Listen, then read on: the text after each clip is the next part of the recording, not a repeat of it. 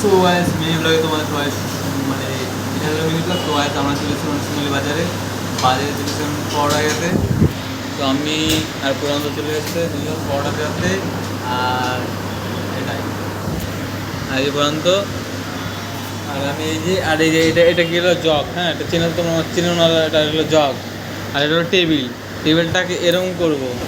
আর এটা টেবিল আর এটা চলে এসছে আমাদের পরোটা। তো আমাদের এখানে শিমুলি বাজারে 7 টাকা করে পরোটা পিস। আর তোমাদের কোথায় মানে কত দাম কমেন্টে জানিয়ে দেওয়া।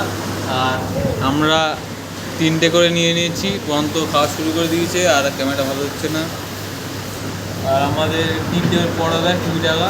তো এটাই। আর একদিন যাবো আমরা হলো এই রানাঘাটের শিয়ালদা নামটা কি রাজু দরকার যাবো।